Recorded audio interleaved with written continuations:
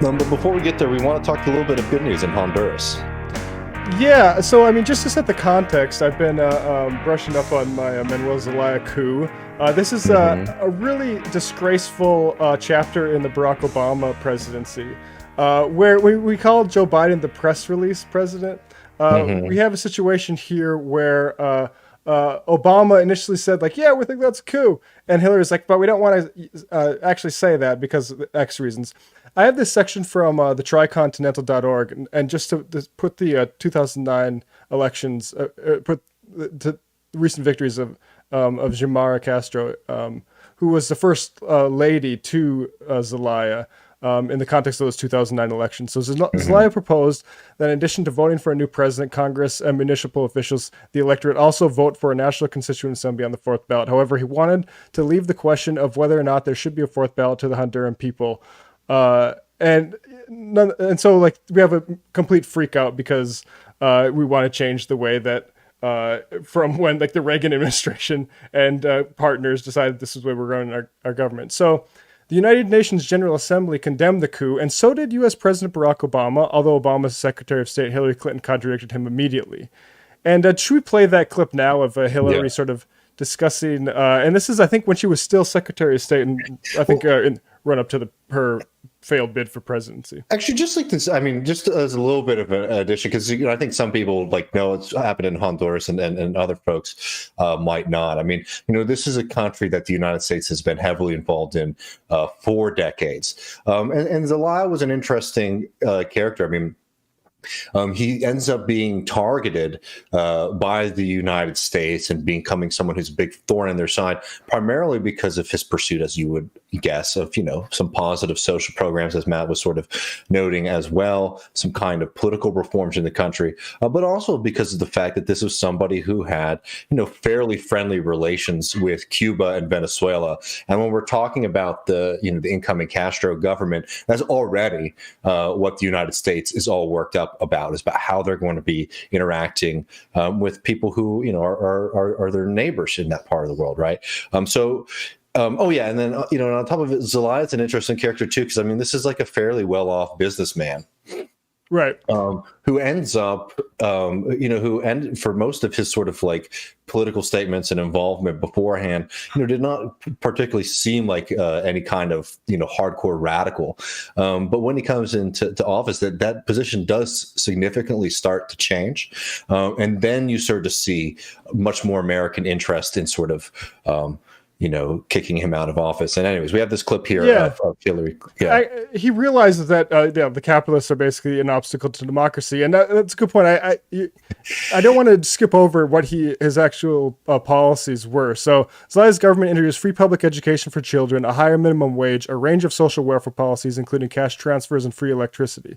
And Berta Cáceres, a leader and co-founder of the Council of People of Popular and Indigenous Organizations, who's assassinated in part for this, with people, the ruling class, complicit in this coup.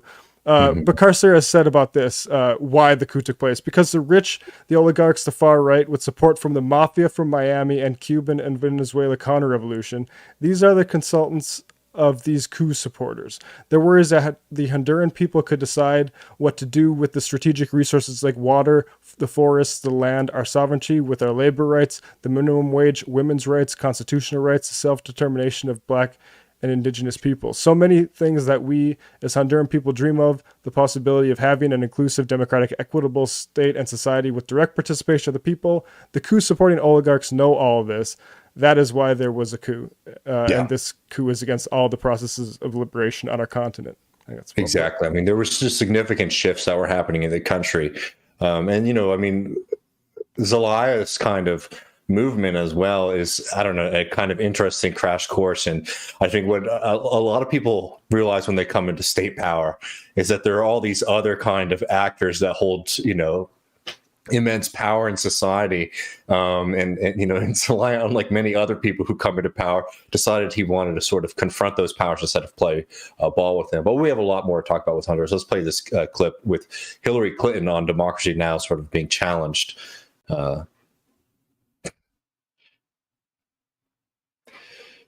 And yeah, be interesting to parse this because she's kind of buys in, if we can bring it up, like she really accepts the lawfare of it. She just has a problem with the optics.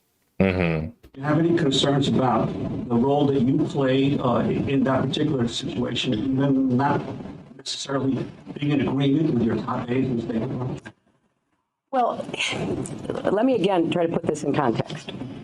The legislature, or the national legislature in Honduras and the national judiciary actually followed the law in removing President Zelaya. Now, I didn't like the way it looked or the way they did it, but they had a very strong argument that they had followed the Constitution and the legal precedents. And as you know, they really undercut their argument by spiriting him out of the country in his pajamas, where they sent, the military to, take him out of his bed and get him out of the country. So this began as a very mixed and difficult situation. If the United States government declares a coup, you immediately have to shut off all aid, including humanitarian aid, the Agency for International Development Aid, the support that we were providing at that time for a lot of very poor people. And that triggers a legal necessity. There's no way to get around it. So our assessment was, we will just make the situation worse by punishing the Honduran people if we declare a coup and we immediately have to stop all aid for the people. But we should slow walk and try to stop anything that the government. And you also wouldn't get to get the bite at the apple for privatizing healthcare and education, right? I mean, it's amazing the moments when the United States starts to get worried about the restraint, its ability to provide humanitarian aid to countries, right? While it's like actively trying to prevent, for example, today Venezuela from being able to trade on international markets or import food into the country. I mean, it's next level stuff. So. This was a really historic repudiation, though, and I think that like the next decade was a decade of severe instability and horror in the country. You had Kamala Harris going on recently about how they're going to get to the root causes of why there's so much immigration from Honduras. I mean, this right here, this coup with implicit American support, played a big role in destabilizing the country. So this election was a huge one, not only because Castro comes into power, but also you had 70% of the population voting, which is incredible. She ran on the socialist platform. She actually became the first woman president of the country. And, while running on, continuing and expanding a lot of these really important kind of social democratic social programs domestically on social issues, too, there's a lot of openings where she said that she supports, for example, abortions in, in specialized cases. Now, obviously, that's not as far as we would all like, but you have to remember the context of the region. I mean, it is quite radical and a really positive move. So it's going to be an uphill battle, one not only with, potential American and more importantly, business interest sort of, interference, dealing with Congress in the country. And then also, as has been, sort of the early, as things have pointed to early, that there will be kind of reopening of relations with Venezuela, Cuba, and China. So this is something that we'll be watching pretty closely on this show. But some good news to celebrate that the right-wing party was essentially repudiated by, a landslide victory. Left-wing government has come back into power and hopefully can right some of the wrongs that have been done to the country over the last decade. And that right-wing government and everybody who helped install them have lots of blood on their hands. Like in addition to Berta Cáceres, hundreds of human rights and activist type folks just on the left just being murdered by death squads that are connected to powerful families there. So I mean that's real and absolutely. And the celebrations you were seeing in response to the Castro victory there, I think show the relief. And she ran on the campaign of this is a refoundation transformation of the country. And, we're showing, solidarity and support from the United States as they begin that project. Absolutely.